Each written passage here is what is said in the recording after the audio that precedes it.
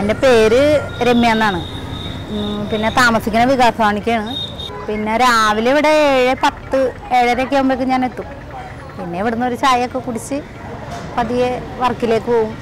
ഞാനും എൻ്റെ കൂടെ 2 ചേച്ചിമാരും ഉണ്ട്.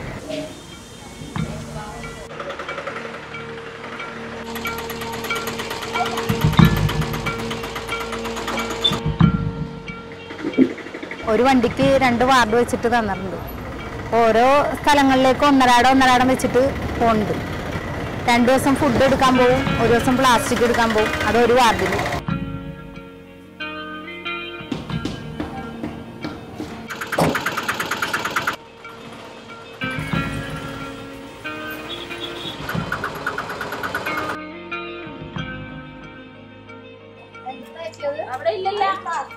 പ്ലാസ്റ്റിക് വ്യാഴാഴ്ച എടുക്കാട്ടാ.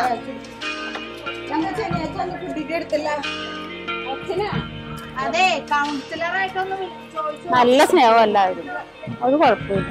എല്ലാവരും നല്ല സ്നേഹമാണ്. വെള്ളം കുടിക്കാൻ എന്ത് വേണമെങ്കിലും തരും. വെള്ളം കുടിക്കാൻ വേണമെന്ന് പറഞ്ഞു കഴിഞ്ഞാൽ വെള്ളമൊക്കെ എടുത്തുകൊണ്ട് തരും. ഇപ്പൊ ഇന്ന് കണ്ടായിരുന്നല്ല, കാര്യമായിട്ടൊരു കുഴപ്പമൊന്നുമില്ല. ഇല്ല, ഞങ്ങള് ഒരാൾ വണ്ടി ഓടിക്കും, 2 പേര് വേസ്റ്റ് എടുക്കും. പിന്നെ അവള് സഹായിക്കും, ഡ്രൈവറും വേസ്റ്റൊക്കെ എടുക്കും. ഞങ്ങൾ ഒരു വീട് പോലെയാണ്.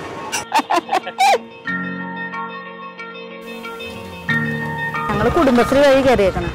വണ്ടിയുടെ മെയിൻ്റനൻസും ഡീസൽ ടെസ്റ്റ് ഇൻഷുറൻസ് ഒക്കെ ഞങ്ങൾ തന്നെ അടക്കണം. ഏകദേശം ഞങ്ങൾക്കൊരു 12 രൂപയോളം കിട്ടും. അത് ചിലപ്പോൾ കൂടിയും കുറഞ്ഞൊക്കെ ഇരിക്കും.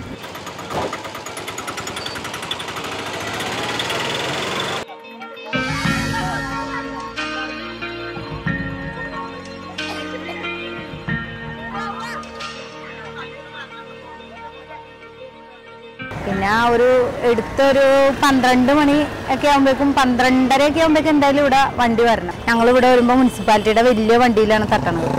അത് തട്ടി വണ്ടിയും കഴുകി പിന്നെ പണി കഴിയും, വീട്ടിൽ പോവാം.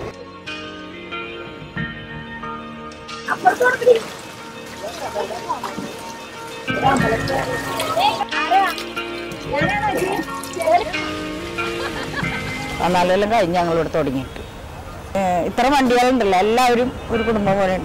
പിന്നെ തല്ലുപിടുത്തൊക്കെ ഉണ്ടാവും, അത് ഇത്ര കഴിയുമ്പോൾ മാറും.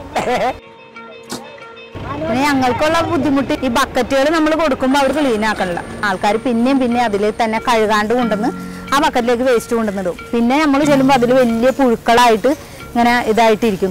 നമുക്ക് ഏറ്റവും കൂടുതൽ ഉള്ളിൽ തട്ടിയ ഒരു വേദന എന്ന് പറയുമ്പോൾ ശരിക്കും പറഞ്ഞു കഴിഞ്ഞാൽ വേസ്റ്റ്, അവരുടെ വേസ്റ്റ് തന്നെ അടുക്കളയിൽ നിന്ന് എടുത്ത് കൊണ്ടുവന്ന് തരുമ്പോൾ ഞങ്ങളത് എടുത്ത് വണ്ടിയിലേക്ക് ഇടാൻ പോകുമ്പോൾ ഒരു മൂക്ക് പൊത്തിപ്പിടിക്കും.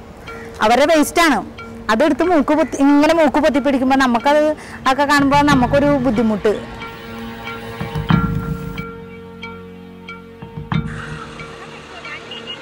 അത്രയും കാലം കൊണ്ട് തന്നെ ഇതിൽ പിടിച്ചു നിൽക്കാന്ന് പറയുമ്പോൾ തന്നെ അവരെ മക്കളെ പഠിപ്പിക്കുകയും കല്യാണം കഴിപ്പിച്ചു വിടുകയും പിന്നെ സ്വന്തമായിട്ട് വീട് മേടിക്കുകയൊക്കെ ചെയ്യുന്ന ആൾക്കാരുണ്ട്.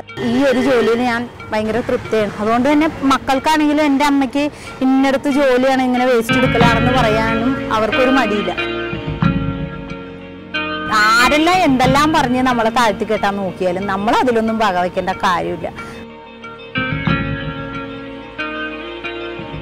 നല്ലൊരു കാര്യമാണ്, നമ്മൾ മഹത്തായ ഒരു കാര്യമാണ് നമ്മൾ ചെയ്യുന്നത്. കാരണം നമ്മൾ ജനിച്ചു വളർന്ന നാട് ക്ലിയർ ആക്കി എടുക്കേണ്ട ഉത്തരവാദിത്തം നമുക്ക് എല്ലാവർക്കും ഉള്ളതാണ്.